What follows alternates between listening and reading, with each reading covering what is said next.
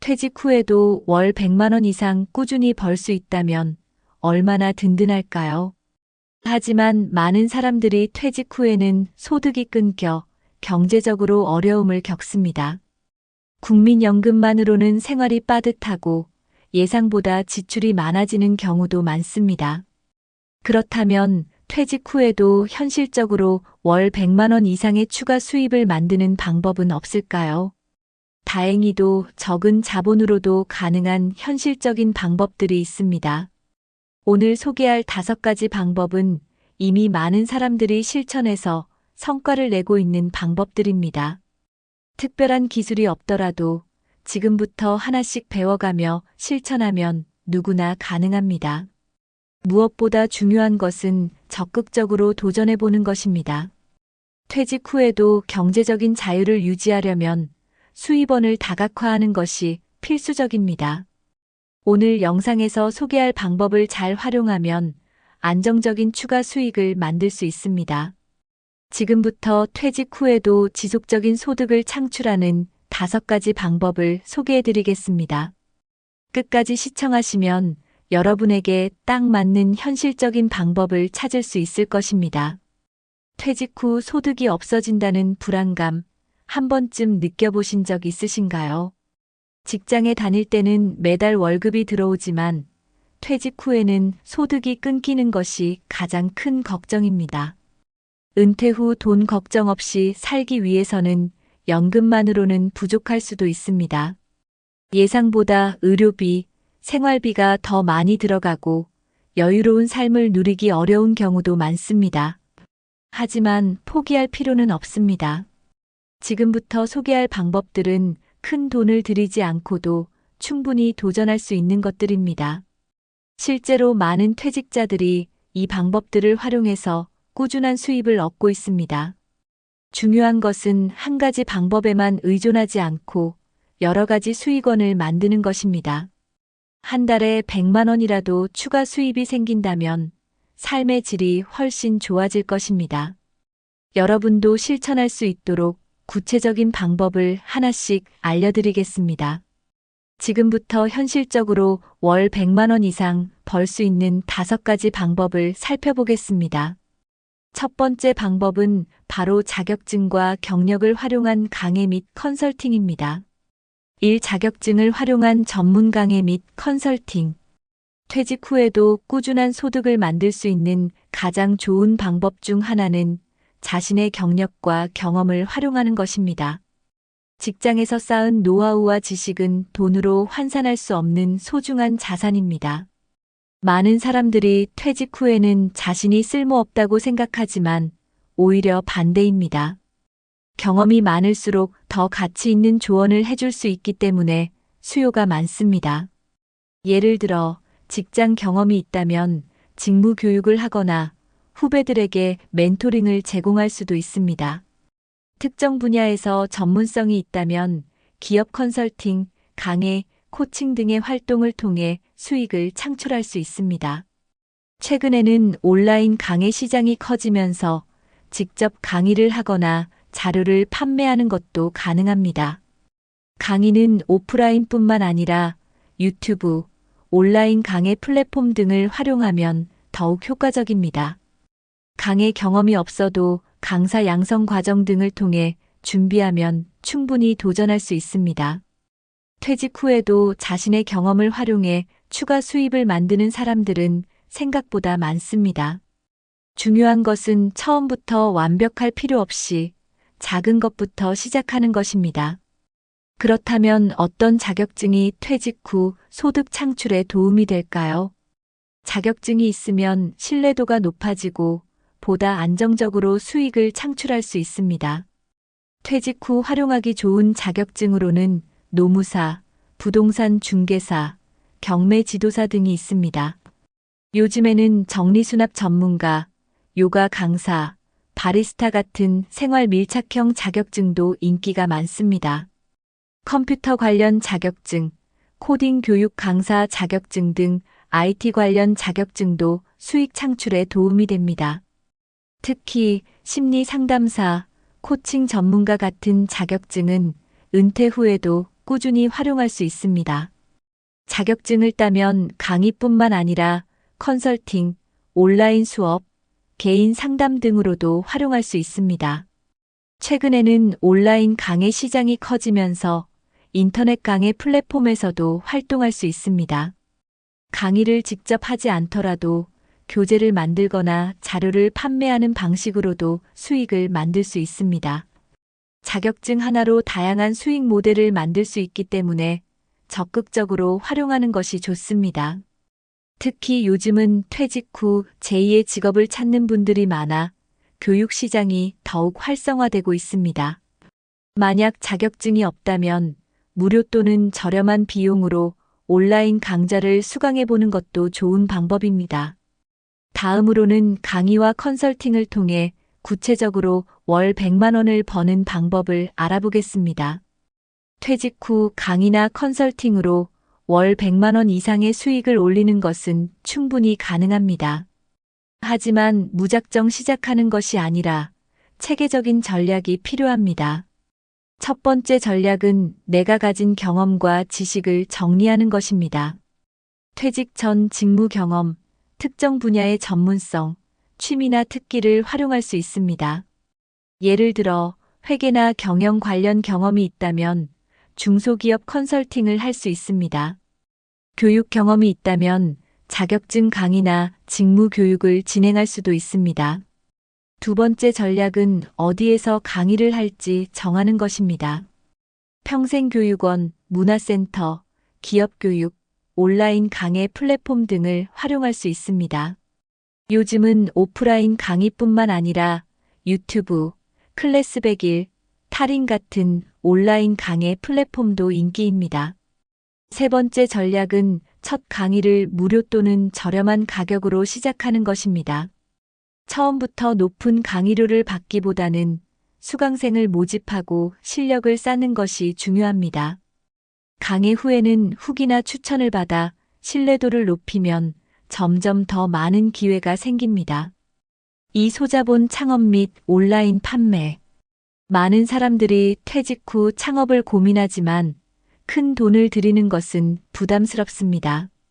하지만 초기 비용이 적게 드는 소자본 창업이라면 누구나 도전할 수 있습니다.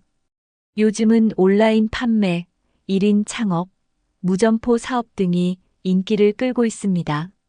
예를 들어 직접 만든 수제 간식, 건강식품, 공예품 등을 온라인에서 판매하는 것이 가능합니다. 또한 전자책, 강의 자료, PDF 가이드북 같은 디지털 콘텐츠도 인기 있는 판매 아이템입니다. 무점포 창업으로는 블로그, 유튜브, 스마트 스토어, 쿠팡 파트너스 등 온라인 플랫폼을 활용하는 방법이 있습니다. 중고 물품을 되파는 리셀링 중고 거래 사업도 초기 자본이 거의 필요 없는 창업 방식입니다. 카페나 음식점을 창업하는 것보다 리스크가 적고 운영 비용이 적게 드는 사업을 선택하는 것이 중요합니다. 창업을 하더라도 혼자서 할 수 있는 1인 창업이나 재택 근무 형태가 부담이 적습니다. 퇴직 후에는 고정 지출이 많아지기 때문에 초기 비용이 많이 드는 창업은 피하는 것이 좋습니다. 그렇다면 온라인에서 가장 쉽게 도전할 수 있는 판매 방법에는 어떤 것들이 있을까요? 지금부터 온라인 쇼핑몰과 중고 거래를 활용한 수익 창출 방법을 소개해 드리겠습니다. 요즘은 오프라인 매장 없이도 온라인에서 제품을 판매할 수 있는 방법이 많습니다. 대표적인 플랫폼으로는 네이버 스마트 스토어, 쿠팡 마켓플레이스, 11번가, 당근마켓, 중고나라 등이 있습니다. 스마트 스토어는 본인이 직접 제품을 제작하지 않아도 도매업체와 제휴해 판매할 수 있습니다. 예를 들어 도매 사이트에서 물건을 구매한 뒤 소량씩 판매하는 방식으로 운영할 수 있습니다. 요즘은 해외 구매 대행, 공동구매, 중고 거래 등도 인기 있는 온라인 판매 방식입니다. 중고 거래를 활용하면 자신이 쓰지 않는 물건을 판매하면서 수익을 낼 수도 있습니다. 당근마켓, 중고나라, 번개장터 같은 플랫폼에서 사용하지 않는 가전제품, 가구, 의류 등을 판매하면 예상보다 큰 수익을 올릴 수 있습니다. 일부 사람들은 중고 물품을 저렴하게 구매한 뒤 세척하거나 수리해서 다시 판매하는 방식으로 꾸준한 수익을 창출하고 있습니다. 또한 스마트 스토어와 연계하여 도매 상품을 판매하는 무재고 방식도 가능합니다. 중요한 것은 어떤 상품을 판매할 것인지 전략을 세우고 꾸준히 운영하는 것입니다. 초기에 큰 수익이 나지 않더라도 지속적으로 운영하면 안정적인 수익을 만들 수 있습니다. 그렇다면 온라인 판매 외에 플랫폼을 활용해 수익을 창출하는 방법에는 어떤 것들이 있을까요? 온라인 판매를 직접 하지 않고도 수익을 얻을 수 있는 방법이 있습니다. 대표적인 방법이 쿠팡 파트너스, 네이버 애드포스트, 블로그 제휴 마케팅 등입니다. 쿠팡 파트너스는 쿠팡에서 판매되는 상품 링크를 공유하면 해당 상품이 판매될 때마다 일정 수익을 받는 시스템입니다.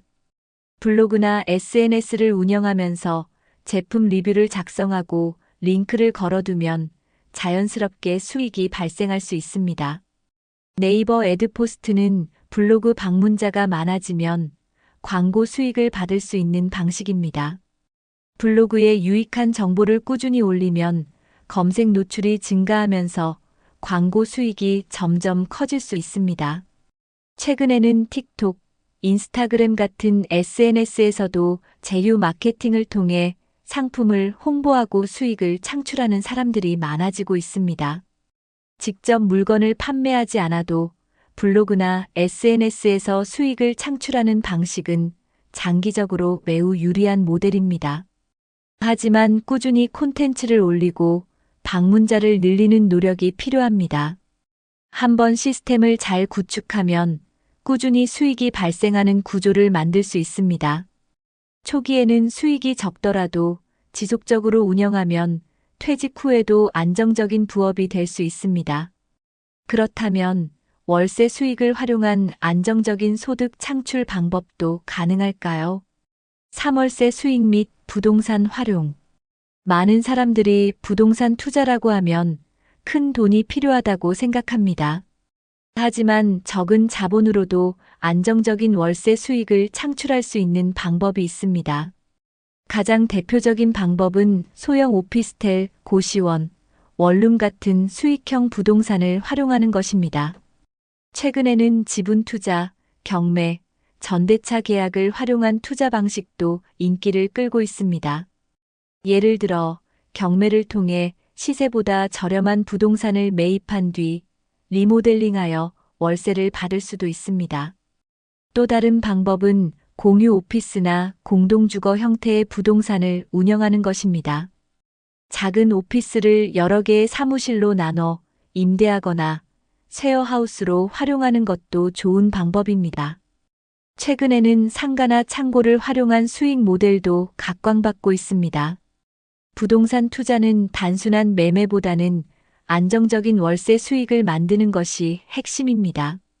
적은 자본으로 시작할 수 있는 방법을 찾고 부담 없는 투자 방식을 선택하는 것이 중요합니다. 4. 유튜브 및 SNS 활용한 수익 창출.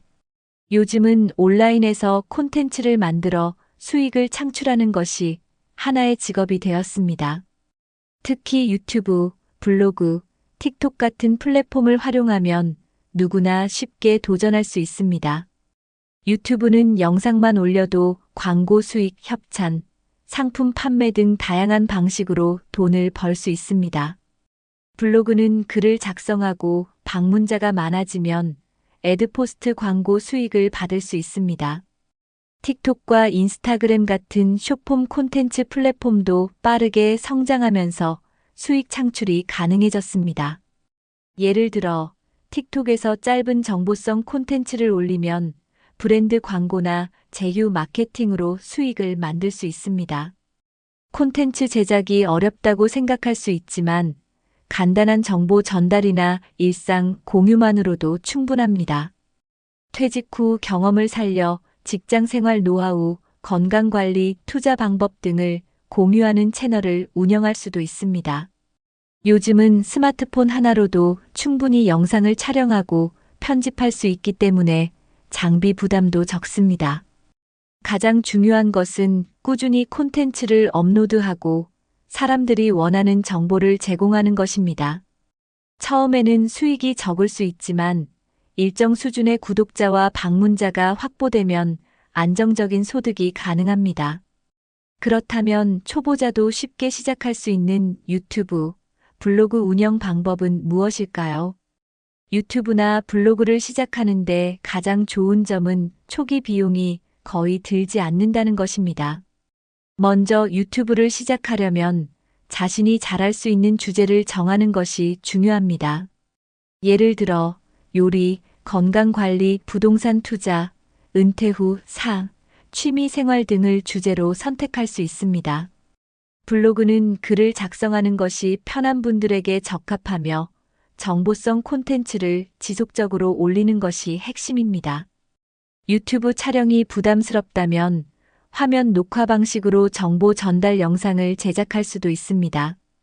틱톡이나 인스타그램은 짧은 영상을 올리는 방식이기 때문에 촬영과 편집이 비교적 간단합니다. 중요한 것은 처음부터 완벽한 영상을 만들려 하지 말고 꾸준히 업로드하는 것입니다. 유튜브와 블로그는 처음에는 수익이 나지 않을 수 있지만 시간이 지나면 광고 수익이 발생하기 시작합니다. 또한 구독자나 방문자가 늘어나면 기업 협찬, 제휴 마케팅 등으로 추가적인 수익을 만들 수 있습니다. 요즘은 영상 편집이 어려운 분들을 위해 무료 템플릿과 편집 프로그램이 많기 때문에 쉽게 배울 수 있습니다. 본인의 이야기를 콘텐츠로 만드는 것이 가장 쉬운 방법이므로 일상적인 주제부터 시작해 보는 것도 좋습니다. 그렇다면 유튜브나 블로그를 통해 지속적인 수익을 만드는 핵심 전략은 무엇일까요? 첫 번째 전략은 꾸준함입니다. 유튜브나 블로그는 일정 기간 꾸준히 운영해야 구독자와 방문자가 늘어납니다. 두 번째 전략은 검색 노출을 활용하는 것입니다.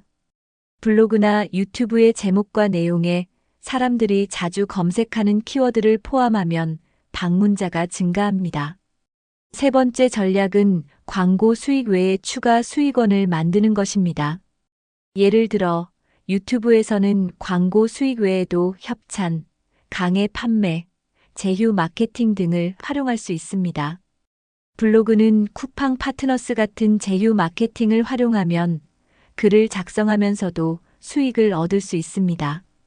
네 번째 전략은 SNS를 함께 활용하는 것입니다. 유튜브와 블로그를 운영하면서 틱톡이나 인스타그램을 병행하면 더 많은 방문자를 유도할 수 있습니다. 다섯 번째 전략은 초반에 너무 완벽하려고 하지 말고 계속 시도해 보는 것입니다. 처음에는 실수가 있을 수 있지만 점점 개선해 나가면서 콘텐츠의 질을 높이면 됩니다. 그렇다면 콘텐츠 제작 외에 직접 일을 하지 않고도 수익을 창출할 수 있는 방법은 무엇일까요? 5. 플랫폼을 활용한 프리랜서 및 부업. 요즘은 플랫폼을 활용하면 집에서도 쉽게 부업을 할 수 있습니다. 퇴직 후에도 자신의 경험과 기술을 활용하면 온라인에서 수익을 창출하는 것이 가능합니다. 대표적인 방법으로는 번역, 글쓰기, 디자인, 영상 편집, 회계, 상담 서비스 등이 있습니다. 이런 업무는 컴퓨터와 인터넷만 있으면 어디서든 가능하기 때문에 재택근무 형태로도 쉽게 시작할 수 있습니다. 특히 크몽, 타링, 숨고 같은 플랫폼을 활용하면 별도의 영업 없이도 고객을 찾을 수 있습니다. 온라인 강의 제작, 전자책 판매, 자기계발 상담 등의 서비스도 수익을 만들 수 있는 좋은 방법입니다. 예를 들어 블로그 글쓰기 경험이 있다면 블로그 대필 작업을 하거나 SNS 관리 업무를 맡을 수도 있습니다. 최근에는 AI 도구를 활용해 번역, 콘텐츠 작성, 디자인 작업을 보다 쉽게 할 수 있는 시대가 되었습니다. 중요한 것은 자신이 잘할 수 있는 일을 찾고 플랫폼을 통해 지속적으로 홍보하는 것입니다. 프리랜서로 일하면서 안정적인 수익을 만들기 위해서는 한 가지 일에 집중하기보다 여러 가지 일을 시도하는 것이 중요합니다. 퇴직 후에도 일하는 것이 부담스럽다면 시간을 자유롭게 조절할 수 있는 부업을 선택하는 것이 좋습니다. 퇴직 후에도 자신의 특기를 살려 월 100만 원 이상의 수익을 만드는 방법은 다양합니다. 첫 번째 방법은 취미를 수익화하는 것입니다. 예를 들어 글쓰기를 좋아한다면 전자책을 출판하거나 블로그 운영으로 광고 수익을 얻을 수 있습니다. 그림을 잘 그린다면 디지털 그림을 제작해 판매하거나 온라인 강의를 만들 수도 있습니다. 두 번째 방법은 전문적인 경험을 활용하는 것입니다. 경영, 회계, 법률 지식이 있다면 소규모 컨설팅을 제공하거나 온라인 강의를 진행할 수 있습니다. 세 번째 방법은 핸드메이드 제품 판매입니다. 예를 들어 뜨개질, 공예, 수제 간식 등을 만들어 스마트 스토어나 SNS를 통해 판매하는 것입니다. 네 번째 방법은 온라인 커뮤니티를 운영하는 것입니다. 특정 주제에 관심 있는 사람들을 모아 온라인 커뮤니티를 운영하면 광고나 후원으로 수익을 창출할 수 있습니다. 다섯 번째 방법은 멘토링 서비스 제공입니다. 후배들에게 직장 생활 팁이나 은퇴 준비 노하우를 전수하는 것만으로도 의미 있는 수익을 만들 수 있습니다. 오늘 소개해드린 퇴직 후에도 월 100만 원 이상 버는 5가지 방법 중에서 가장 관심 가는 방법은 무엇인가요? 여러분이 현재 실천하고 있거나 앞으로 도전하고 싶은 부업이 있다면 댓글로 공유해 주세요. 퇴직 후에도 경제적인 자유를 유지하려면 연금만으로는 부족할 수 있습니다. 하지만 오늘 소개한 5가지 방법을 실천하면 월 100만 원 이상의 추가 수입을 만들 수 있습니다. 가장 중요한 것은 지금부터라도 한 가지씩 시도해 보는 것입니다. 이 영상이 도움이 되셨다면 주변 분들과 공유해서 함께 경제적 자유를 만들어 보세요. 앞으로도 퇴직 후에도 안정적인 수익을 만드는 현실적인 방법을 알려드리겠습니다. 구독과 좋아요, 알림 설정 부탁드립니다.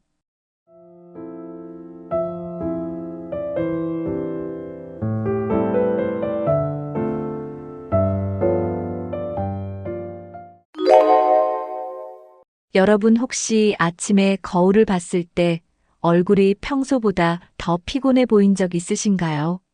어제보다 주름이 깊어진 것 같고 피부가 푸석푸석해졌다고 느끼신 적 있나요? 피로가 쉽게 쌓이고 몸이 점점 무거워지는 느낌이 드시나요? 혹시 이 모든 것이 단순한 노화 때문이라고 생각하고 계시다면 큰 오해입니다. 우리가 매일 반복하는 습관들이 우리 몸을 빠르게 늙게 만들고 있습니다. 하지만 좋은 소식도 있습니다. 바로 이 습관들을 조금만 바꿔도 노화를 늦추고 건강을 유지할 수 있다는 점입니다. 오늘 영상에서는 우리 몸을 늙게 만드는 최악의 습관들을 하나씩 살펴보겠습니다. 특히 많은 사람들이 무심코 하고 있는 습관들이기 때문에 꼭 확인해 보셔야 합니다. 영상을 끝까지 보시면 동안을 유지하는 방법을 알게 되실 겁니다. 건강하고 젊게 살기 위해 오늘 알려드리는 내용을 실천해 보세요. 여러분이 지금 하고 있는 습관 중에 노화를 앞당기는 습관이 있을 수도 있습니다. 오늘부터라도 하나씩 바꿔보는 것이 중요합니다.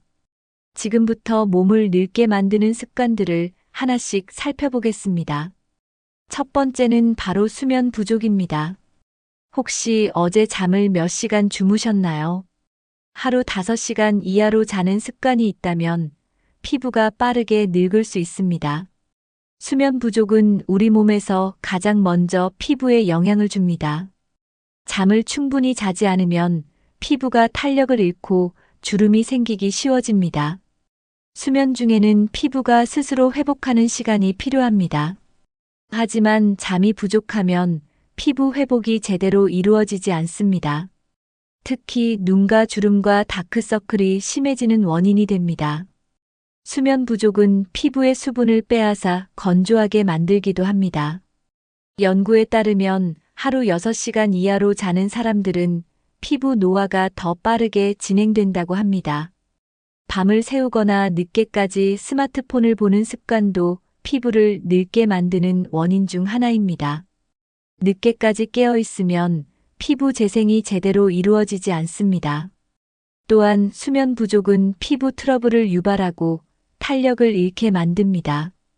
그래서 좋은 피부를 유지하려면 충분한 숙면을 취하는 것이 필수적입니다. 잠을 잘 자는 것만으로도 동안 피부를 유지할 수 있습니다. 그렇다면 수면의 질을 높이기 위해 꼭 알아야 할 것은 무엇일까요? 우리 몸이 건강하게 유지되기 위해서는 여러 가지 호르몬이 필요합니다. 특히 성장 호르몬과 멜라토닌은 노화를 늦추는 중요한 역할을 합니다. 성장 호르몬은 피부 재생과 근육 회복을 돕는 중요한 호르몬입니다. 하지만 이 호르몬은 깊은 수면 상태에서 가장 많이 분비됩니다. 따라서 수면 부족이 지속되면 성장 호르몬이 충분히 분비되지 않습니다. 이로 인해 피부 탄력이 떨어지고 근육량이 감소할 수 있습니다. 멜라토닌은 숙면을 유도하는 호르몬입니다. 멜라토닌은 밤이 되면 자연스럽게 증가하여 몸이 휴식을 취할 수 있도록 돕습니다. 하지만 늦게까지 전자기기를 사용하거나 밝은 조명 아래에서 생활하면 멜라토닌 분비가 줄어듭니다. 멜라토닌이 부족하면 잠을 깊이 자지 못하고 피로가 쉽게 쌓이게 됩니다. 멜라토닌이 충분히 분비되면 피부 재생이 활발하게 이루어집니다. 따라서 건강한 피부와 젊음을 유지하려면 멜라토닌 분비를 방해하지 않는 것이 중요합니다. 멜라토닌 분비를 촉진하기 위해서는 자기 전에 스마트폰 사용을 줄이는 것이 좋습니다. 또한 조명을 어둡게 하고 숙면을 유도하는 환경을 만드는 것도 중요합니다. 그렇다면 어떻게 하면 좋은 수면 습관을 만들 수 있을까요? 좋은 수면 습관을 만드는 것은 노화를 늦추는 가장 쉬운 방법 중 하나입니다. 첫 번째로 일정한 시간에 잠자리에 드는 것이 중요합니다. 매일 같은 시간에 자고 일어나는 습관을 들이면 수면 리듬이 안정됩니다. 두 번째로 자기 전에 스마트폰 사용을 줄여야 합니다. 스마트폰 화면에서 나오는 블루라이트는 멜라토닌 분비를 방해합니다. 따라서 잠들기 1시간 전에는 전자기기 사용을 줄이는 것이 좋습니다. 세 번째로 침실 환경을 숙면에 적합하게 조성하는 것이 중요합니다. 침실 온도는 너무 덥거나 춥지 않도록 조절해야 합니다. 또한 방을 어둡게 하고 소음을 최소화하면 숙면을 취할 수 있습니다. 네 번째로 자기 전에 따뜻한 차를 마시는 것도 도움이 됩니다. 특히 카페인이 없는 허브차는 숙면을 유도하는 효과가 있습니다. 다섯 번째로 적절한 운동을 하는 것도 숙면에 좋습니다. 하지만 늦은 시간에 격렬한 운동을 하면 오히려 잠들기가 어려워질 수 있습니다. 마지막으로 가벼운 스트레칭을 하면 몸이 이완되어 숙면을 취할 수 있습니다. 지금부터라도 좋은 수면 습관을 실천해서 건강하고 젊은 몸을 유지하세요. 여러분은 하루에 얼마나 많은 단 음식을 섭취하시나요? 우리가 무심코 먹는 설탕과 가공식품이 노화를 빠르게 촉진한다는 사실 알고 계셨나요? 설탕은 몸속에서 당화 작용을 일으켜 피부 탄력을 저하시킵니다. 당화 작용이란 단백질과 당이 결합하여 세포를 손상시키는 과정입니다. 이로 인해 피부 주름이 깊어지고 탄력이 감소하게 됩니다. 가공식품에는 방부제, 화학 첨가물이 포함되어 있어 세포 노화를 가속화합니다. 또한 설탕은 염증 반응을 유발하여 우리 몸의 면역력을 저하시킵니다. 염증이 지속되면 피부뿐만 아니라 전신 건강에도 악영향을 미칩니다. 연구에 따르면 설탕을 과다 섭취하는 사람은 노화 속도가 빠르다고 합니다. 특히 음료 속에 들어있는 숨은 설탕은 우리가 생각하는 것보다 훨씬 많습니다. 탄산음료, 과일 주스, 커피 음료에는 상당량의 설탕이 포함되어 있습니다. 우리가 건강식이라고 생각하는 요거트에도 설탕이 다량 포함된 경우가 많습니다. 가공식품 역시 트랜스 지방과 염분이 많아 혈관 건강을 해칩니다. 장기적으로 보면 이러한 음식들이 우리 몸을 더 빨리 늙게 만듭니다. 그렇다면 노화를 막는 건강한 음식에는 어떤 것들이 있을까요? 노화를 늦추기 위해서는 항산화 식품을 충분히 섭취하는 것이 중요합니다. 항산화 성분은 세포 손상을 막고 피부와 장기의 노화를 늦추는 역할을 합니다. 대표적인 항산화 식품으로는 블루베리, 토마토, 녹차, 다크 초콜릿이 있습니다. 블루베리는 비타민 C와 안토시아닌이 풍부하여 피부를 보호하는 효과가 있습니다. 토마토에는 강력한 항산화 성분인 라이코펜이 들어있어 노화 방지에 탁월합니다. 녹차에는 카테킨이라는 성분이 들어있어 체내 염증을 줄이고 면역력을 높입니다.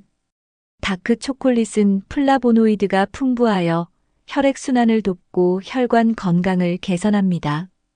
또한 견과류에는 오메가3 지방산이 풍부하여 피부를 건강하게 유지하는 데 도움을 줍니다.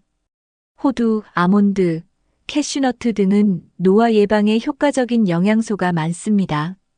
채소도 빼놓을 수 없는 중요한 항산화 식품입니다.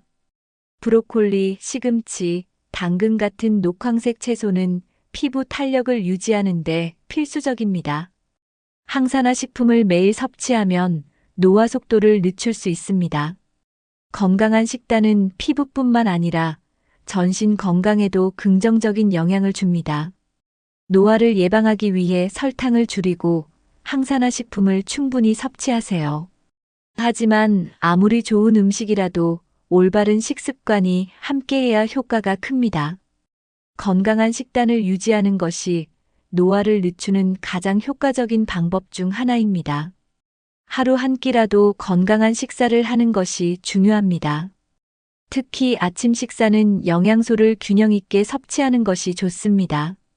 단백질, 탄수화물, 지방을 적절히 배합한 식사가 노화를 늦추는 데 도움을 줍니다. 정제된 탄수화물 대신 현미, 고구마, 키노아 같은 건강한 탄수화물을 선택하세요. 단백질은 닭가슴살, 두부, 생선 등으로 섭취하는 것이 좋습니다. 지방도 좋은 지방을 섭취해야 건강을 유지할 수 있습니다. 아보카도, 올리브 오일, 견과류 같은 건강한 지방을 선택하세요. 채소와 과일을 충분히 섭취하면 비타민과 미네랄을 보충할 수 있습니다. 건강한 식습관을 유지하는 것은 피부뿐만 아니라 전신 건강에도 긍정적인 영향을 줍니다. 가공식품을 줄이고 자연식 위주의 식단을 실천하는 것이 좋습니다. 한꺼번에 모든 식습관을 바꾸기는 어렵지만 작은 변화부터 시작해 보세요. 하루 한 끼라도 건강한 식사를 하면 몸이 점점 변하는 것을 느낄 수 있습니다. 건강한 식습관이 노화를 늦추는 가장 좋은 방법입니다. 지금부터라도 올바른 식습관을 실천해 보세요. 운동을 하지 않으면 우리 몸은 점점 약해지고 노화가 가속화됩니다. 특히 중장년층이 되면서 근육량이 감소하는 것은 자연스러운 현상입니다. 하지만 운동을 통해 근육을 유지하면 노화를 늦출 수 있습니다. 연구에 따르면 규칙적으로 운동하는 사람들은 생물학적 나이가 더 젊다고 합니다. 운동은 혈액순환을 원활하게 하고 신진대사를 촉진하여 피부에도 좋은 영향을 줍니다. 그렇다면 노화를 늦추는 최고의 운동은 무엇일까요? 첫 번째는 유산소 운동입니다. 걷기, 조깅, 자전거 타기 같은 운동은 심폐기능을 강화하고 혈관 건강을 유지하는 데 도움을 줍니다. 두 번째는 근력 운동입니다. 근력 운동은 나이가 들어도 근육량을 유지하는 데 필수적입니다. 특히 스쿼트, 팔굽혀펴기, 플랭크 같은 운동은 집에서도 쉽게 할 수 있습니다. 세 번째는 유연성 운동입니다. 스트레칭이나 요가는 관절 건강을 유지하고 부상의 위험을 줄여줍니다. 운동은 하루에 최소 30분 이상 꾸준히 하는 것이 중요합니다. 지금부터라도 가벼운 운동을 시작해 보세요. 바쁜 일상 속에서 운동할 시간이 없다고 느끼시는 분들도 많습니다. 하지만 하루에 단 10분만 투자해도 몸은 긍정적으로 변하기 시작합니다. 아침에 일어나 가벼운 스트레칭을 하면 몸이 더 빠르게 깨어납니다. 출근하거나 외출할 때 일부러 계단을 이용하는 것도 좋은 방법입니다. 점심시간에 간단한 산책을 하는 것도 건강에 큰 도움이 됩니다. 저녁에는 가벼운 근력 운동을 하면 혈액순환이 원활해집니다. 하루 10분씩 꾸준히 운동하면 체력이 향상되고 피로감이 줄어듭니다. 또한 면역력이 증가하여 질병 예방에도 효과적입니다. 작은 습관이 모이면 큰 변화를 가져옵니다. 운동을 시작할 때는 무리하지 않는 것이 중요합니다. 처음에는 가벼운 운동부터 시작하고 점차 강도를 높여가는 것이 좋습니다. 매일 조금씩 몸을 움직이는 습관을 들이면 나이가 들어도 건강을 유지할 수 있습니다. 무엇보다 중요한 것은 꾸준함입니다. 하루 10분이라도 운동하는 습관을 들이면 몸이 달라집니다. 지금 당장 자리에서 일어나 몸을 가볍게 움직여 보세요. 운동을 시작하는 것보다 더 어려운 것은 꾸준히 유지하는 것입니다. 많은 사람들이 운동을 시작하지만 얼마 지나지 않아 포기하는 경우가 많습니다. 운동을 꾸준히 하기 위해서는 목표를 명확히 설정하는 것이 중요합니다. 예를 들어 일주일에 3번씩 30분 걷기 같은 실천 가능한 목표를 정하세요. 운동을 즐겁게 하기 위해 좋아하는 음악을 들으며 하는 것도 좋은 방법입니다. 혼자 하기 어렵다면 친구나 가족과 함께 운동하는 것도 도움이 됩니다. 운동 시간을 정해두고 일정에 포함시키면 습관이 되기 쉽습니다. 너무 무리한 운동 계획을 세우면 쉽게 포기하게 됩니다. 작은 목표를 세우고 점진적으로 늘려가는 것이 효과적입니다. 운동을 하면서 몸이 좋아지는 변화를 기록하는 것도 동기부여가 됩니다. 운동 후 몸이 개운해지는 느낌을 기억하면 꾸준히 지속할 수 있습니다. 다양한 운동을 시도해 보면서 자신에게 맞는 운동을 찾는 것도 중요합니다. 운동이 지루하게 느껴진다면 새로운 운동을 도전해 보세요. 가장 중요한 것은 자신에게 맞는 운동을 즐기면서 꾸준히 하는 것입니다. 꾸준한 운동이야말로 건강과 젊음을 유지하는 최고의 비결입니다. 스트레스는 몸과 마음을 피곤하게 만들 뿐만 아니라 노화를 가속화하는 원인입니다. 지속적인 스트레스는 코르티솔 호르몬을 증가시켜 피부 탄력을 저하시킵니다. 코르티솔 수치가 높아지면 피부 재생이 느려지고 주름이 생기기 쉬워집니다. 스트레스는 혈액순환을 방해하여 피부 톤을 칙칙하게 만듭니다. 또한 두피 건강에도 영향을 미쳐 탈모를 유발할 수 있습니다. 연구에 따르면 스트레스가 많은 사람일수록 노화 속도가 빠르게 진행된다고 합니다. 스트레스는 면역력을 약화시키고 각종 질병의 원인이 될 수 있습니다. 장기적인 스트레스는 소화장애, 두통, 만성 피로를 유발하기도 합니다. 그렇다면 스트레스를 어떻게 줄일 수 있을까요? 첫 번째로 호흡을 깊게 하는 것이 스트레스 완화에 효과적입니다. 둘째로 긍정적인 생각을 유지하는 것이 중요합니다. 셋째로 자신의 감정을 솔직하게 표현하고 주변 사람들과 소통하는 것이 필요합니다. 스트레스를 해소하기 위해 좋아하는 취미 활동을 하는 것도 좋은 방법입니다. 하루에 한 번씩 깊은 호흡을 하고 몸을 이완시키는 시간을 가져보세요. 스트레스를 줄이면 피부도 좋아지고 몸도 건강해집니다. 5. 수분 부족 마이너스 물을 안 마시면 피부, 장기, 혈관까지 늙는다. 우리 몸의 대부분은 물로 이루어져 있습니다. 하지만 많은 사람들이 충분한 물을 마시지 않고 있습니다. 수분이 부족하면 몸의 기능이 원활하게 작동하지 않습니다. 특히 피부는 수분이 부족할 경우 가장 먼저 영향을 받습니다. 탈수 상태가 지속되면 피부가 건조해지고 탄력을 잃게 됩니다. 물이 부족하면 피부 재생이 느려지고 주름이 더 쉽게 생깁니다. 체내 수분이 부족하면 혈액순환이 원활하지 않아 몸이 쉽게 피로해집니다. 신진대사가 느려지고 체내 노폐물이 제대로 배출되지 않습니다. 수분 부족은 장기의 기능 저하로 이어질 수 있습니다. 특히 신장 건강에 영향을 미쳐 신장 결석이나 요로 감염 위험을 증가시킵니다. 또한 혈관이 수축되면서 혈압이 상승할 수도 있습니다. 물을 충분히 마시면 몸의 염증 수치를 낮추는 데도 도움이 됩니다. 수분 섭취는 면역력을 높이는 중요한 역할을 합니다. 건강한 몸을 유지하기 위해서는 반드시 충분한 수분을 섭취해야 합니다. 그렇다면 물을 잘 마시는 방법에는 어떤 것들이 있을까요? 물을 충분히 마시는 것만으로도 몸이 건강해질 수 있습니다. 하루 동안 규칙적으로 수분을 섭취하면 피부가 촉촉해지고 탄력이 살아납니다.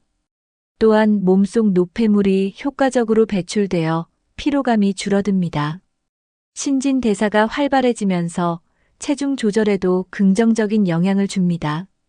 물을 충분히 마시면 뇌 기능이 활성화되어 집중력이 향상됩니다. 장 운동을 촉진하여 변비 예방에도 큰 도움이 됩니다. 연구에 따르면 하루 2리터 이상의 물을 마시는 사람들은 노화 속도가 느리다고 합니다. 물을 잘 마시면 혈액순환이 원활해져 손발이 차가운 증상도 개선됩니다. 몸이 수분을 충분히 공급받으면 근육의 피로도 줄어듭니다. 특히 운동 후 수분을 충분히 보충하면 회복 속도가 빨라집니다. 면역력도 증가하여 감기나 염증성 질환의 위험을 줄일 수 있습니다. 물은 우리 몸의 자연적인 해독 작용을 도와간 건강을 보호합니다. 체온 조절에도 중요한 역할을 하여 더운 날씨에도 몸이 쉽게 지치지 않습니다. 물을 충분히 마시는 것만으로도 건강과 젊음을 유지할 수 있습니다. 그렇다면 수분 섭취를 꾸준히 유지하는 방법에는 무엇이 있을까요? 하루 동안 꾸준히 물을 마시는 것이 중요합니다. 기상 후 첫 번째로 물 한 잔을 마시면 몸을 깨우는데 도움이 됩니다. 식사 전후로 물을 마시면 소화에도 긍정적인 영향을 줍니다.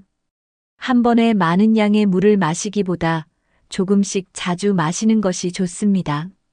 물병을 항상 가까이 두고 수시로 마시는 습관을 들이세요. 스마트폰 알람을 설정해서 일정한 시간마다 물을 마시는 것도 좋은 방법입니다. 커피나 탄산음료 대신 물을 선택하는 것이 건강에 더 좋습니다.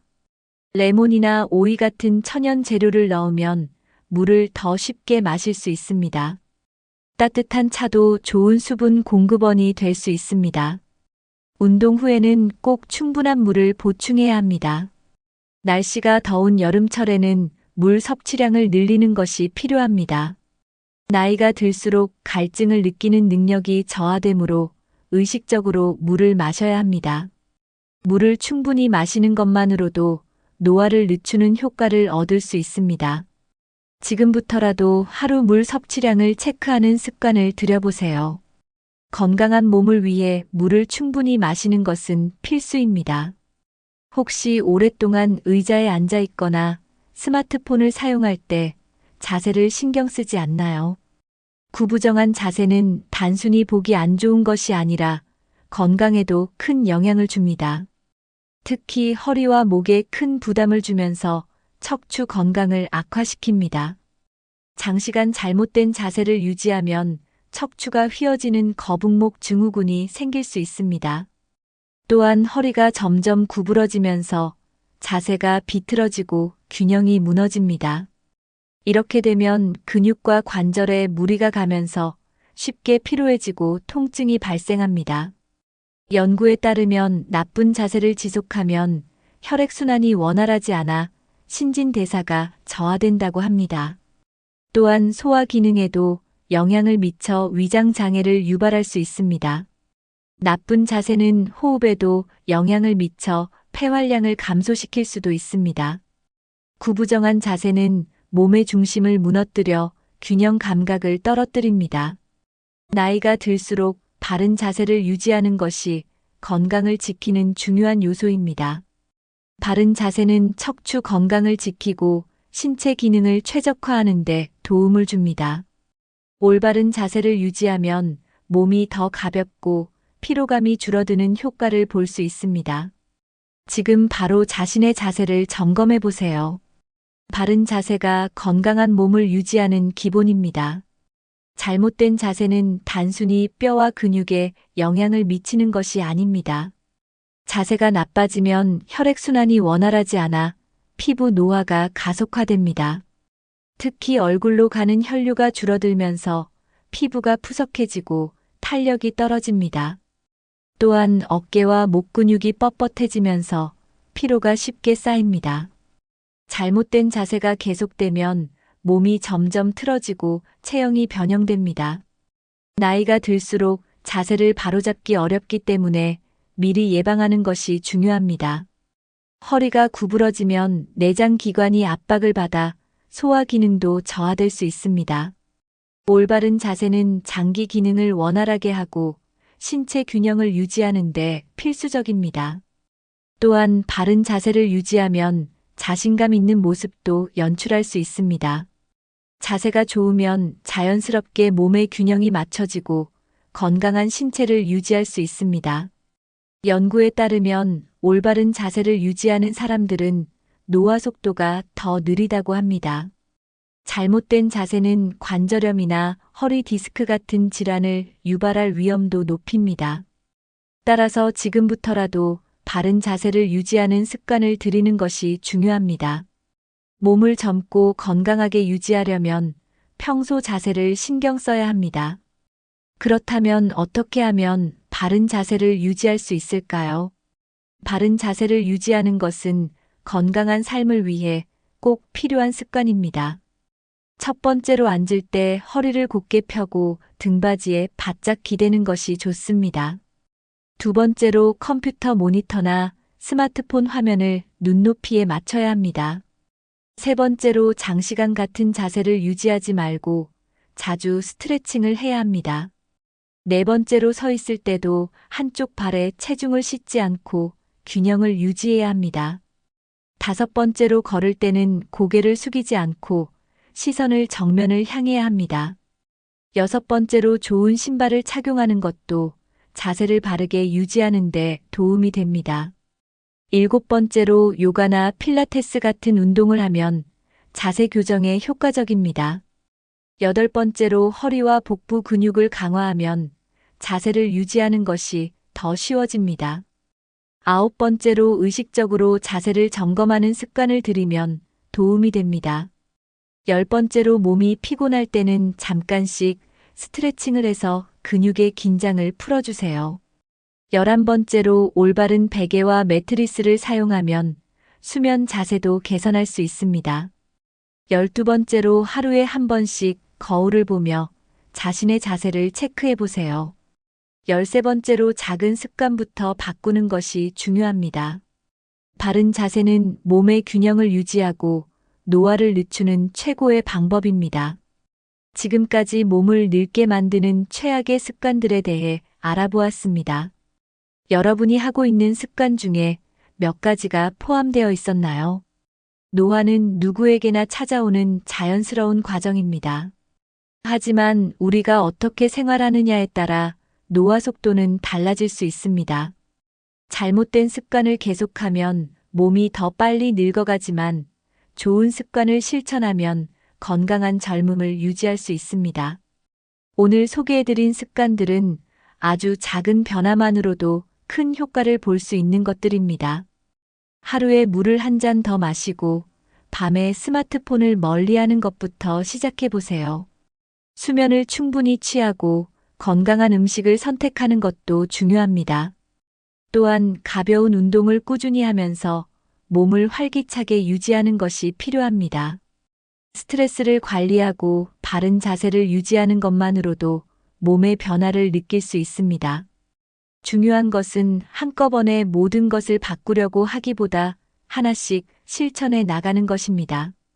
작은 습관들이 모이면 건강하고 젊은 몸을 유지하는 강력한 힘이 됩니다. 지금부터라도 하나씩 실천해 보면서 스스로 변화를 경험해 보세요. 건강한 삶을 위해 여러분이 지금 당장 할 수 있는 것이 무엇인지 생각해 보시기 바랍니다. 오늘 영상이 도움이 되셨다면 좋아요와 구독을 눌러주시고 가족과 친구들에게도 공유해 주세요. 다음 영상에서 더 유익한 정보로 찾아뵙겠습니다.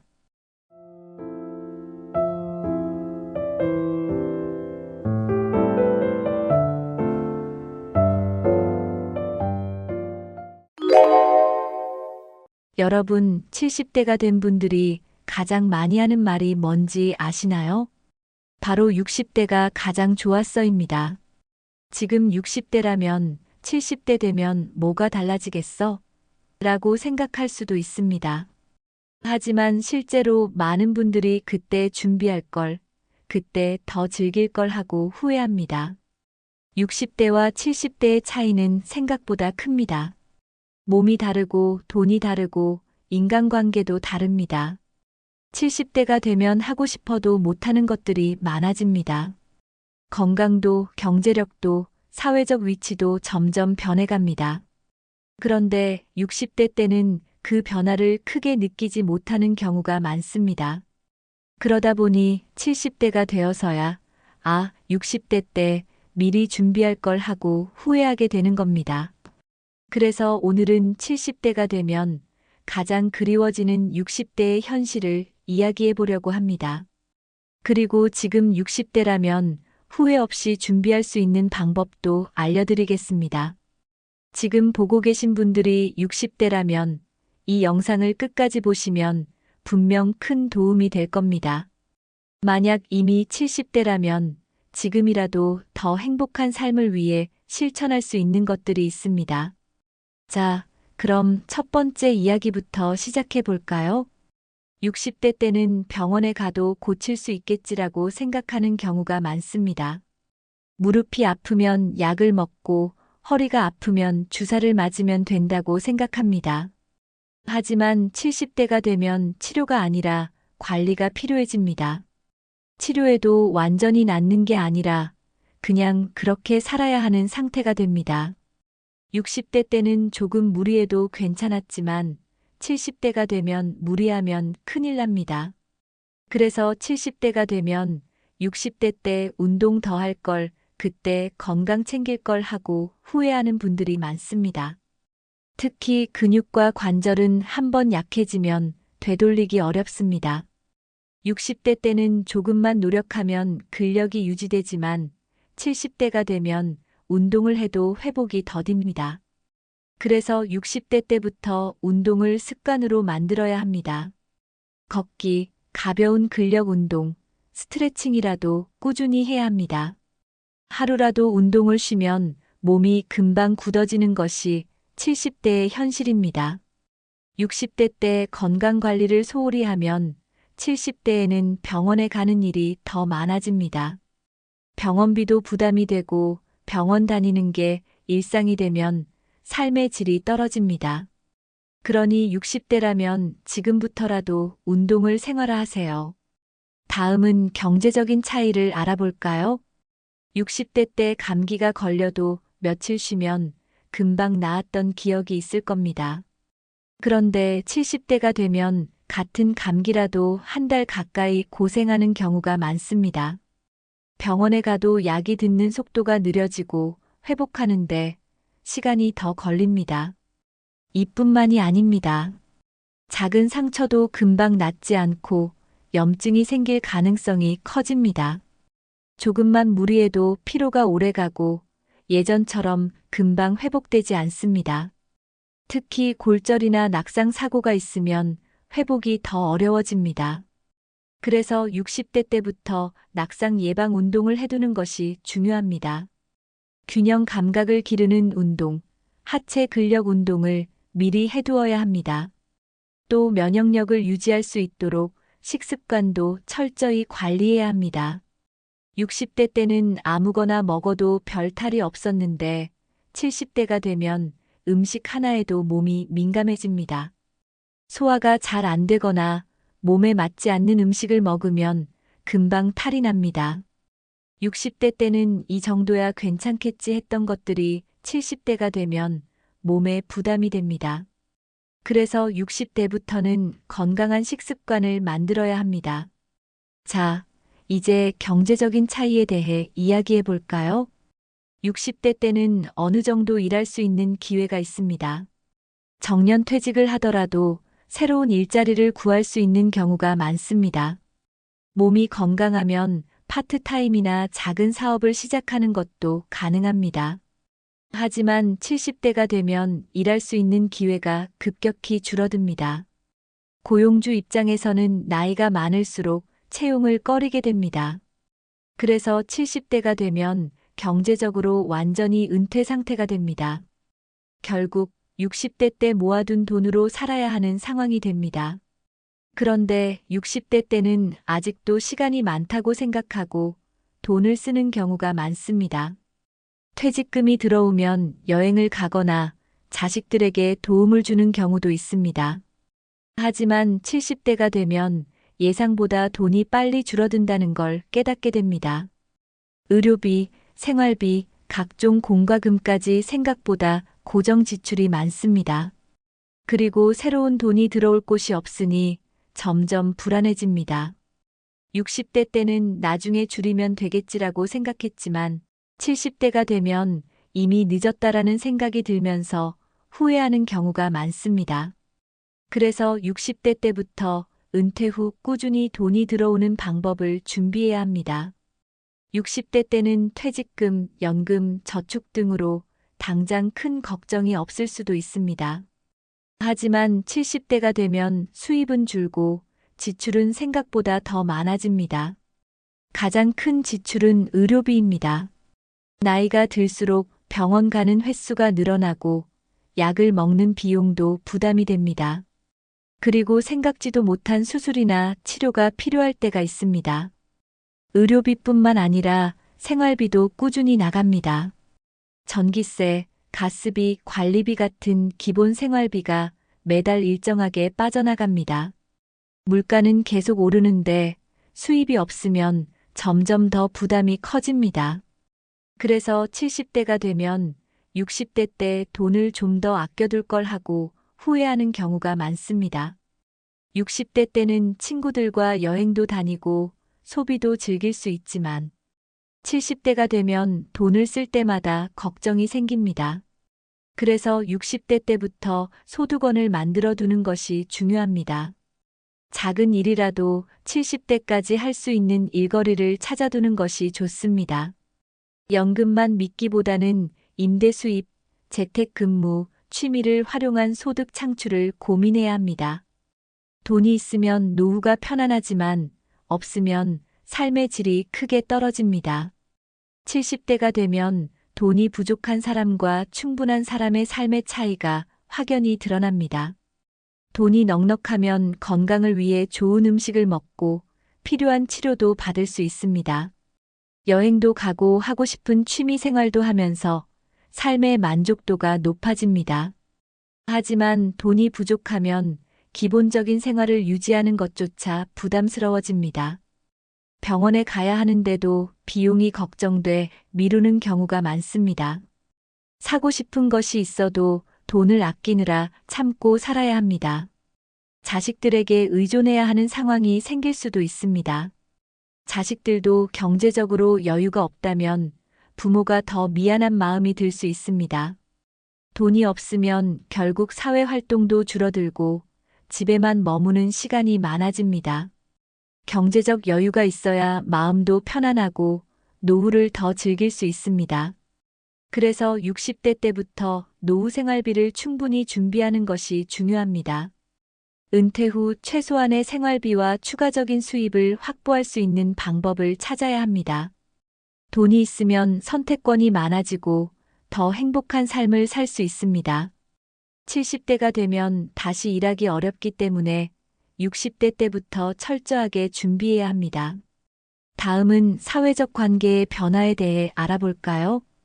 60대 때는 퇴직 후에도 친구들과 자주 만나고 동창 모임도 활발합니다.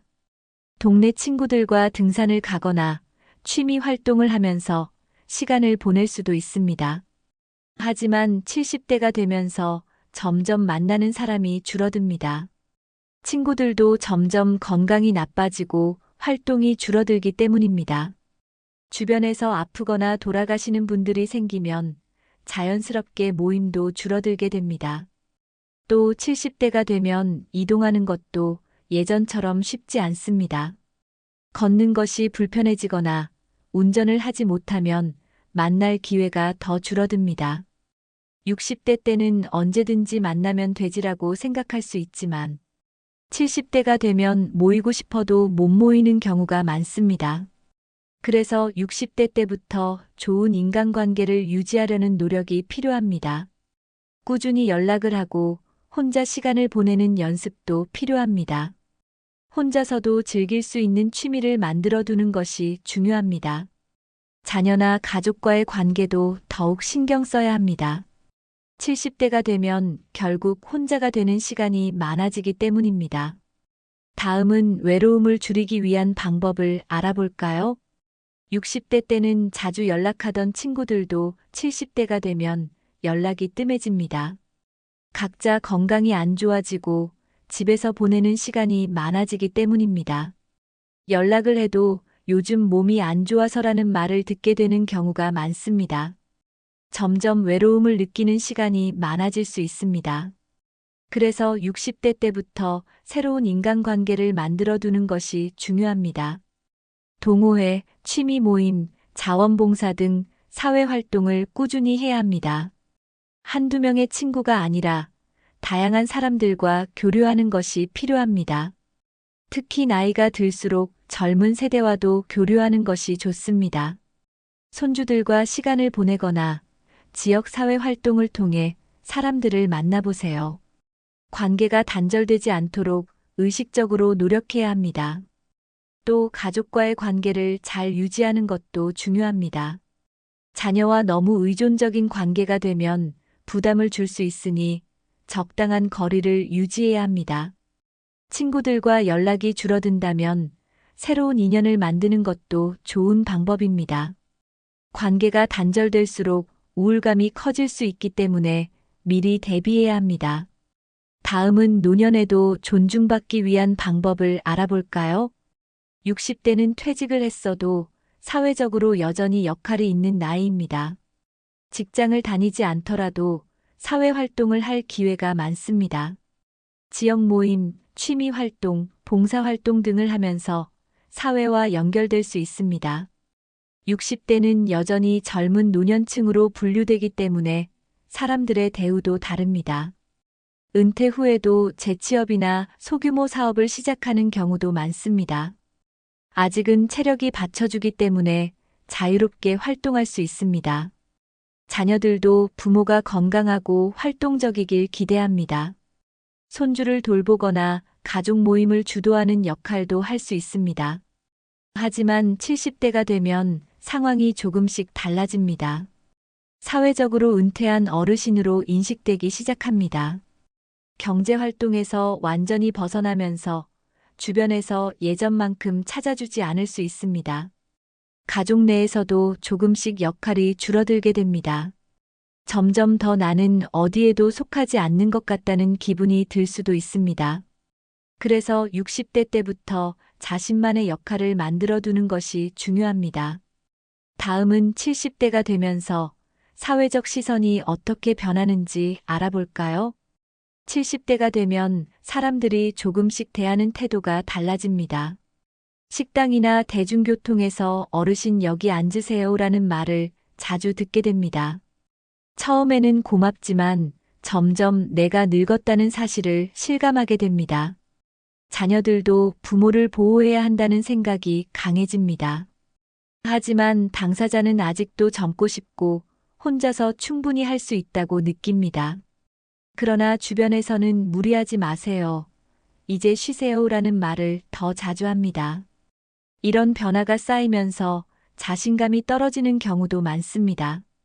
더 이상 사회에서 필요한 사람이 아닐까봐 걱정되기도 합니다. 하지만 중요한 것은 나 스스로 내 가치를 잃지 않는 것입니다.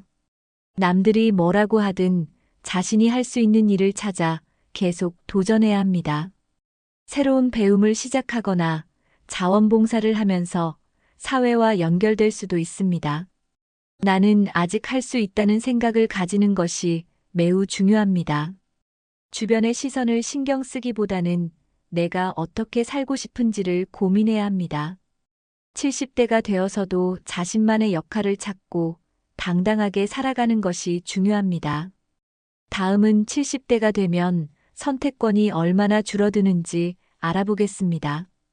60대는 새로운 것을 배우고 시작할 수 있는 나이입니다. 퇴직 후 취미를 시작하거나 새로운 직업을 배울 수도 있습니다. 건강이 좋다면 여행을 다니거나 사회 활동을 활발하게 할 수도 있습니다. 60대 때는 이제 새로운 걸 해볼까? 라는 생각을 많이 합니다. 하지만 70대가 되면 이런 도전이 점점 어려워집니다. 배움을 시작하는 것이 부담스러워지고 기억력도 예전 같지 않을 수 있습니다. 체력이 부족해지면서 활동 반경도 점점 좁아집니다. 그래서 60대 때 하고 싶은 일이 있다면 미루지 말고 바로 시작해야 합니다. 나중에 해야지라고 생각하면 결국 못하게 될 가능성이 큽니다. 특히 70대가 되면 새로운 기술을 배우는 것이 더 어렵게 느껴질 수 있습니다. 60대 때 스마트폰, 컴퓨터 같은 기술을 익혀두는 것이 중요합니다. 기술을 알고 있으면 사회와 연결될 기회도 더 많아집니다. 70대가 되면 새로운 도전을 하기보다는 익숙한 것들만 하려는 경향이 강해집니다. 하지만 나이가 들어도 계속 배우고 성장하려는 마음가짐이 중요합니다. 다음은 60대 때 배워둔 것이 70대의 삶을 어떻게 결정하는지 알아볼까요? 70대가 된 분들을 보면 60대 때 무엇을 했는지가 큰 영향을 줍니다. 60대 때 꾸준히 운동한 사람은 70대에도 건강을 유지하는 경우가 많습니다. 반대로 60대 때 몸을 움직이지 않았던 분들은 70대의 관절이나 근육이 약해질 가능성이 큽니다. 경제적으로도 마찬가지입니다. 60대 때 어떤 준비를 했느냐에 따라 70대의 경제적 여유가 달라집니다. 60대 때 새로운 인간관계를 만들어둔 사람은 70대에도 외롭지 않습니다. 하지만 60대 때 나는 혼자가 편해라고 생각했던 분들은 70대에 외로움을 더 많이 느낍니다. 60대 때 배운 것들이 70대에 활용할 수 있는 자산이 됩니다. 새로운 기술을 배웠다면 나이가 들어서도 활용할 수 있습니다. 70대에 처음 무언가를 배우려면 더 많은 노력이 필요합니다. 하지만 60대 때 미리 배워둔다면 더 편안한 노후를 보낼 수 있습니다. 60대는 자신의 노후를 준비할 수 있는 마지막 기회입니다. 그래서 60대 때는 이제 쉴 때가 됐다는 생각보다 지금이 마지막 기회다라는 생각을 해야 합니다. 60대 때 배우고 준비하고 경험한 것들이 70대 이후 삶의 질을 결정합니다. 다음은 후회 없는 노후를 위해 지금 할 수 있는 것들을 정리해 보겠습니다.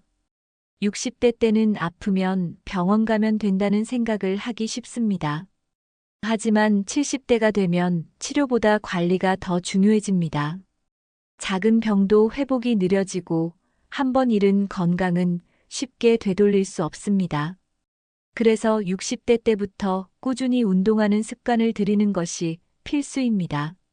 하루 30분 이상 걷기, 가벼운 근력 운동, 유연성 운동을 실천해야 합니다. 근육이 유지되어야 나이가 들어도 쉽게 넘어지지 않고 허리와 관절이 튼튼해집니다. 식습관도 미리 조절해야 합니다. 70대가 되면 위장이 약해지고 소화 능력이 떨어질 가능성이 큽니다. 지금부터 짜고 기름진 음식은 줄이고 자연식 위주로 먹는 습관을 가져야 합니다. 특히 단백질을 충분히 섭취해야 근육 감소를 막을 수 있습니다. 60대의 건강검진을 꼼꼼히 받고 평소 몸의 작은 변화를 잘 살펴야 합니다. 이 정도는 괜찮겠지라고 방치하면 70대에는 큰 병으로 이어질 수 있습니다. 건강은 나중에 챙기는 것이 아니라 지금부터 철저히 관리해야 합니다. 60대의 건강 습관이 70대 이후의 삶을 결정짓습니다. 다음은 경제적인 준비에 대해 이야기해 보겠습니다. 60대 때는 아직 일할 수 있고 퇴직금이나 연금이 들어오니 큰 걱정을 하지 않을 수도 있습니다. 하지만 70대가 되면 더 이상 수입이 없고 예상보다 돈이 빨리 줄어든다는 걸 깨닫게 됩니다. 물가는 오르는데 수입이 없으면 생활이 더 빠듯해집니다. 그래서 60대 때부터 은퇴 후에도 소득이 계속 들어올 방법을 마련해둬야 합니다. 가장 좋은 방법은 연금 외에도 추가적인 소득원을 만드는 것입니다. 임대소득, 재택근무, 취미를 활용한 부업 등이 노후의 경제적 안정에 큰 도움이 됩니다. 60대 때까지 경제적으로 여유가 있었다고 해도 70대가 되면 상황이 달라질 수 있습니다. 자녀가 있다고 해도 경제적으로 의지하는 것은 서로에게 부담이 될 수 있습니다. 그래서 노후 생활비를 미리 계획하고 예산을 짜서 절약하는 습관을 들여야 합니다. 퇴직금이 들어오면 한 번에 쓰지 말고 장기적인 계획을 세워야 합니다. 60대 때 재테크나 금융 공부를 해두면 노후에도 현명하게 돈을 관리할 수 있습니다. 돈이 부족하면 의료비나 생활비 때문에 스트레스를 받게 됩니다. 경제적인 여유가 있어야 마음도 편안하고 하고 싶은 일을 하면서 행복한 노후를 보낼 수 있습니다. 지금 60대라면 나는 70대가 되어도 경제적으로 여유로울까? 를 고민해 보세요. 다음은 사회적 관계를 유지하는 방법을 알아보겠습니다. 60대 때는 친구도 많고 가족과의 교류도 활발합니다. 하지만 70대가 되면 점점 연락이 줄어들고 사회 활동이 적어지는 경우가 많습니다. 친구들도 건강이 나빠지고 한 명씩 연락이 끊기면서 외로움을 느낄 수 있습니다. 그래서 60대 때부터 좋은 인간관계를 유지하는 노력이 필요합니다. 자주 연락하고 만날 수 있을 때 만나야 합니다. 하지만 불필요한 관계는 적당히 정리하는 것도 중요합니다. 내게 스트레스를 주는 관계는 거리두기를 하고 긍정적인 사람들과 어울려야 합니다. 나이가 들수록 새로운 인간관계를 만들기가 어려워지니 미리 준비해야 합니다. 동호회, 봉사활동, 취미 모임 등을 통해 사회활동을 지속하는 것이 중요합니다. 손주를 돌보거나 가족과 시간을 보내는 것도 좋지만 본인의 삶도 함께 챙겨야 합니다. 혼자 있는 시간이 많아질 가능성이 크기 때문에 혼자서도 즐길 수 있는 취미를 만드는 것이 좋습니다. 인간관계를 잘 유지하면 외로움을 줄이고 정신 건강도 지킬 수 있습니다. 60대 때 인간관계를 잘 관리한 사람은 70대에도 활기찬 생활을 유지할 수 있습니다. 인간관계는 나이가 들어서도 삶의 질을 결정하는 중요한 요소입니다. 이제 오늘의 내용을 정리해 보겠습니다. 오늘 영상에서 70대가 되면 60대가 가장 부러워지는 이유를 이야기했습니다. 건강, 경제력, 사회적 관계, 역할 변화, 선택권 등 모든 것이 달라집니다. 60대 때는 아직 괜찮다고 생각하지만 준비하지 않으면 70대가 되어 후회할 수 있습니다. 그래서 지금 60대라면 건강을 철저히 관리하고 경제적인 대비를 해야 합니다. 사회적 관계를 유지하고 혼자서도 즐길 수 있는 삶을 준비하는 것이 중요합니다. 60대는 노후를 준비할 마지막 기회입니다. 나중에 하지라고 미루면 결국 그 기회는 다시 오지 않습니다. 오늘부터라도 작은 것부터 실천해 보세요. 건강한 식습관, 꾸준한 운동, 재정 관리, 인간관계 정리, 사회활동 참여. 이 5가지만 실천해도 70대가 되어 후회할 일이 줄어들 것입니다. 여러분은 지금 노후를 어떻게 준비하고 계신가요? 가장 걱정되는 부분이 있다면 댓글로 남겨주세요. 서로의 경험을 공유하면 더 많은 분들이 도움이 될 수 있습니다. 영상이 도움이 되셨다면 좋아요와 구독, 알림 설정 잊지 마세요. 후회 없는 행복한 노후를 위해 지금부터 함께 준비해 봅시다.